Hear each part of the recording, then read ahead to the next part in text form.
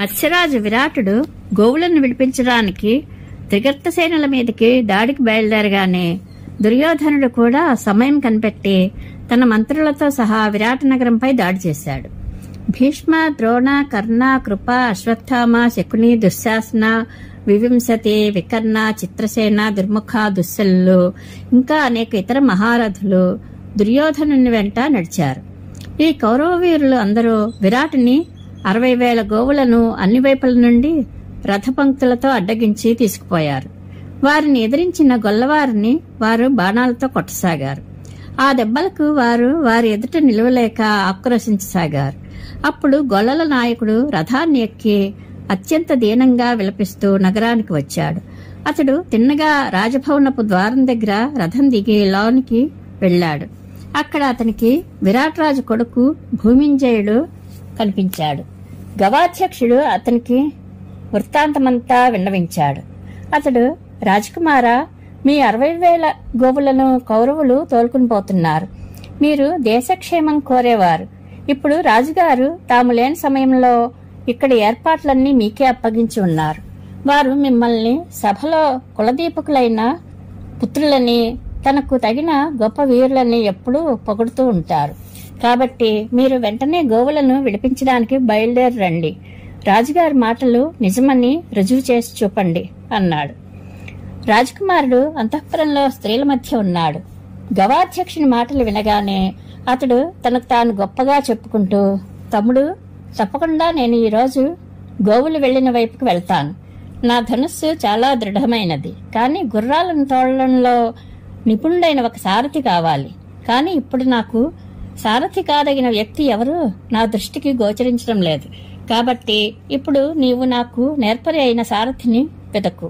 అలా అయితే ఇంద్రుడు దానవులను భయకంపితులను చేసినట్లుగా దుర్యోధన, భీష్మ, కర్ణ, కృపాచార్యులను, ద్రోణుని, అశ్వత్థామను, ఈ మహా ధనుర్ధారులందరినీ నిర్వీర్యులను చేసి ఒక్క క్షణంలో గోవులను వెనక్కి తీసుకుని వస్తాను.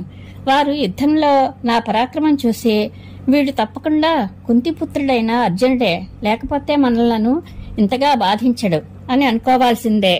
రాజకుమారుడు ఈ రీతిగా స్త్రీల మధ్యలో కూర్చుని మాటిమాటికి అర్జునుడి పేరు తలపెట్టడం విని ద్రౌపది నిలవలేకపోయింది. ఆమె వారి మధ్య నుండి లేచి ఉత్తరం దగ్గరకు వెళ్లి, మదపటేనుగు వల్లే మహాకాయుడై చూడచక్కని యువకుడైన బృహన్నల పూర్వం అర్జునుని వద్ద సారథిగా పనిచేశాడు. అతడు మీకు సారథి అయితే మీరు తప్పకుండా కౌరవులను గెలిచి గోవులను మరల్చి తీసుకురాగలరు అన్నది. సైరంధ్రి మాటలు విని ఉత్తరుడు తన చెల్లెలు ఉత్తరతో, సోదరి, నీవు వెంటనే వెళ్లి బృహన్నలను వెంట పెట్టుకురా అని ఆదేశించాడు. ఆమె అన్నగారి మాట ప్రకారం వెంటనే నర్తనశాలకు వెళ్ళింది. బృహన్నల తన శిష్యురాలు రాజకుమారి అయిన ఉత్తరం చూసి, రాజకుమారి, చెప్పు, ఎందుకు ఇలా వచ్చావు అని ప్రశ్నించాడు. ఆమె వినయంగా, బృహన్నల, కౌరవులు మా గోవులను తోలుకొని పోతున్నారు. వారిని జయించడానికి మా అన్న ధనుర్ధరుడై పెడుతున్నాడు. నీవు మా అన్నకు సారథివి కావాలి. కౌరవులు ఆవులను దూరంగా తోలుకొని పోకముందే రథం వారిని సమీపించాలి అని చెప్పింది. రాజకుమారి ఉత్తర మాటలు విని అర్జునుడు లేచి ఉత్తరం దగ్గరకు వచ్చాడు.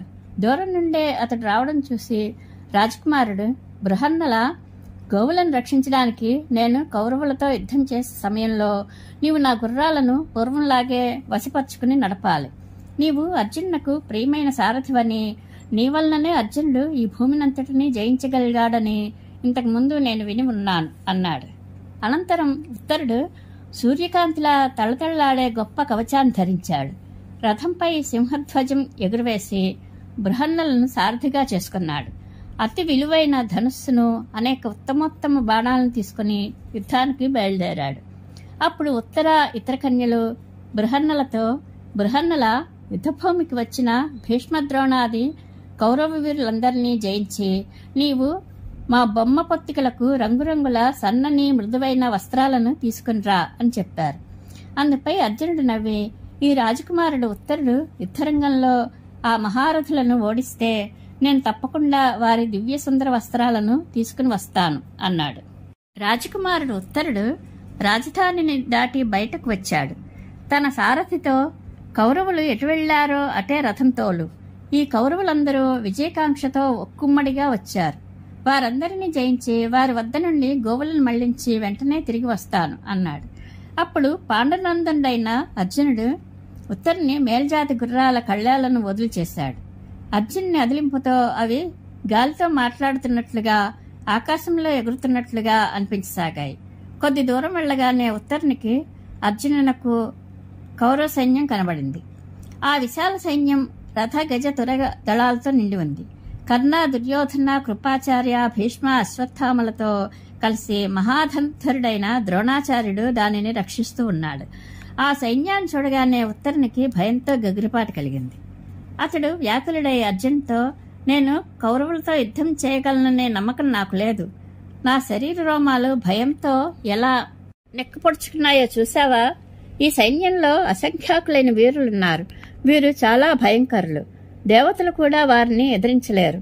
నేను బాలుడిని, శస్త్రాస్త్రపాఠం లేనివాడిని. ఇటువంటి నేను శస్త్రాస్త్ర విద్యలలో పారంగతులైన ఈ మహావీరులతో ఎలా యుద్ధం చేయగలను? కాబట్టి బృహన్నల వెనక్కి తిరుగు అని దీనంగా పలికాడు. అది విని బృహన్నల, రాజకుమార, నీవు స్త్రీ పురుషులందరి ఎదుట నీ పరాక్రమాన్ని ఎంతో ప్రశంసించుకున్నావు. పైగా నీవు యుద్ధం చేయడానికే ఇల్లు వదిలి వచ్చావు. ఇక యుద్ధం ఎందుకు చేయవు? నీవు వీరిని ఓడించకుండా ఇంటికి తిరిగి వెళ్తే ప్రజలందరూ తమలో తాము నీ గురించి పరిహాసంగా మాట్లాడుకుంటారు. నీకు సారథ్యం చేయమని సైరంధ్రి నాతో కూడా చెప్పింది. కాబట్టి ఇప్పుడు గోవులు లేకుండా నగరానికి తిరిగి వెళ్లడం నాకు కాని పని అన్నాడు. ఉత్తరుడు, బృహన్నల, కౌరవులు మత్స్యరాజు గోవులనన్నిటినీ తీసుకుని వెళ్తే వెళ్ళని, లోకులందరూ నన్ను చూసి నవ్వితే నవ్వని, కాని యుద్ధం చేయడం మాత్రం నా వల్ల కాదు అని నిక్కచ్చిగా చెప్పేశాడు. ఇలా అని ఉత్తరుడు రథం మీద నుండి దూకి మానమర్యాదలకు తిలోదకాలిచ్చి ధనుర్బాణాలు విసిరివేసి పరుగు తీశాడు. ఇది చూసి బృహన్నల, సూర్యుల దృష్టిలో యుద్ధభూమి నుండి పారిపోవడం క్షత్రియులకు ధర్మం కాదు. క్షత్రియులకు యుద్ధంలో మరణించడమే మంచిది, కాని వెన్ను చూపడం మంచిది కాదు అని అంటూ తాను కూడా రథం నుండి దూకి పారిపోతున్న రాకుమారుని వెంబడించాడు. అతివేగంగా పరిగెత్తి 100 అడుగుల లోపునే రాజకుమారుని జుట్టు పట్టుకున్నాడు. అర్జునుడు పట్టుకోగానే ఉత్తరుడు పిరికివానిలా దీనంగా ఏడుస్తూ, కళ్యాణి, బృహన్నల, నా మాట విను, తొందరగా రథం వెనక్కి తిప్పు, చూడు, బ్రతికి ఉంటే మంచి రోజులు చూడవచ్చును అని బ్రతిమలాడాడు.